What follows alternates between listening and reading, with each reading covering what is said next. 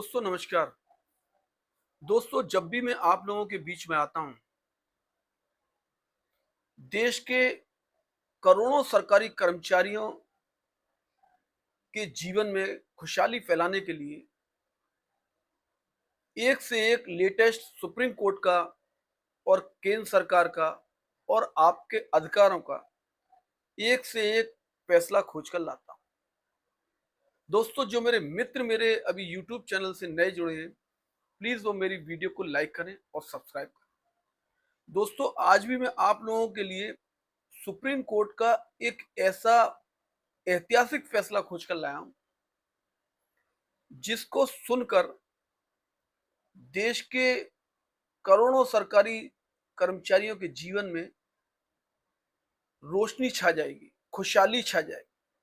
दोस्तों आप मेरी वीडियो में कंटिन्यू बने रहना, अंत तक बने रहना। मैं फैसले की एक एक बारीकी को सत्य व सही तरीके से आपको समझाऊंगा और बताऊंगा। दोस्तों 22 जुलाई 2026 को सुप्रीम कोर्ट की 3 जजों की स्पेशल बेंच ने एक ऐसा फैसला दिया है जिसको आपको ध्यान से सुनना चाहिए और समझना चाहिए। दोस्तों भारत में लंबे समय से अलग अलग राज्यों में कर्मचारियों और अधिकारियों की रिटायरमेंट उम्र को लेकर काफी तरह की भ्रांतियां फैल रही थी। तेलंगाना और मध्य प्रदेश जैसे राज्यों में सरकारी कर्मचारियों की रिटायरमेंट उम्र 62 साल है, जबकि कई राज्यों और जुडिशली ऑफिसर्स के लिए यह 60 साल तय की गई। इसी विषमता को खत्म करने के लिए ऑल इंडिया जजेस एसोसिएशन की तरफ से सुप्रीम कोर्ट में एक याचिका लंबित थी, जिसमें मांग की गई थी कि पूरे देश में सेवानिवृत्ति की उम्र एक समान यानी कि 62 वर्ष कर दी जाए। मामले की सुनवाई करते हुए 22 जुलाई 2026 को भारत के मुख्य न्यायाधीश यानी कि सीजेआई जस्टिस सूर्यकांत, जस्टिस जयमाला बागची और जस्टिस वी मोहन की 3 सदस्यीय स्पेशल बेंच ने सरकारी कर्मचारियों के हित में शानदार फैसला दिया है। दोस्तों सुप्रीम कोर्ट ने अपने आदेश में मुख्य रूप से 3 बड़ी बातें कही जो आपको समझनी चाहिए। नंबर 1, 61 साल की इंटरम मैकेनिज्म, यानी कि सुप्रीम कोर्ट ने सभी राज्य सरकारों और केंद्र शासित प्रदेशों को निर्देश दिया है कि वे अपने संबंधित हाई कोर्ट्स के साथ सहमति बनाकर रिटायरमेंट की उम्र तुरंत 60 से बढ़ाकर 61 साल करने का फैसला लें। नंबर 2 है समान खजाने का सिद्धांत।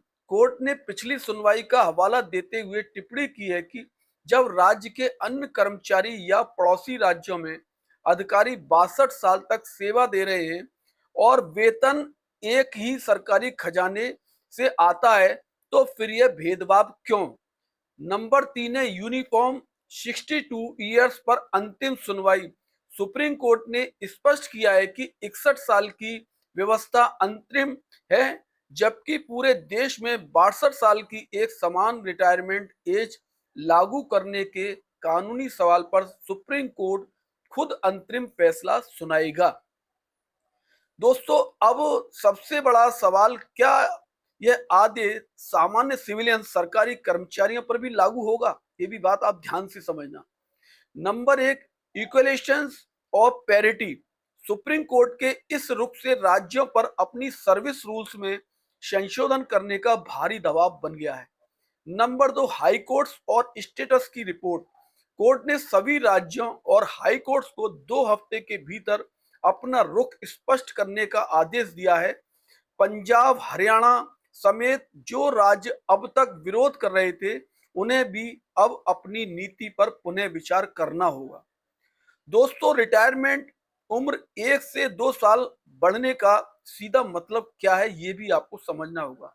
नंबर एक, कर्मचारियों को 1 से 2 साल की अतिरिक्त सैलरी और इंक्रीमेंट का फायदा मिलेगा। नंबर 2 है पेंशन और ग्रेच्युटी की गणना में सर्विस पीरियड का जुड़ना। नंबर 3 है और राज्यों में एक समान सर्विस एज फ्रेमवर्क तैयार होना। अगर आप भी सरकारी सेवा में हैं दोस्तों, तो अपनी स्टेटस और डिपार्टमेंट का जो नाम है, आप मेरे कमेंट्स बॉक्स में उसे लिखकर अवश्य भेजें। दोस्तों, मैंने अपनी इस वीडियो में बड़ी बारीकी से आपको सुप्रीम कोर्ट के उस लैंडमार्क जजमेंट का पूरा विश्लेषण कर दिया है। अगर आपको ये मेरी वीडियो अच्छी लगी हो, तो आप मेरी वीडियो को लाइक करें, सब्सक्राइब करें, शेयर करें।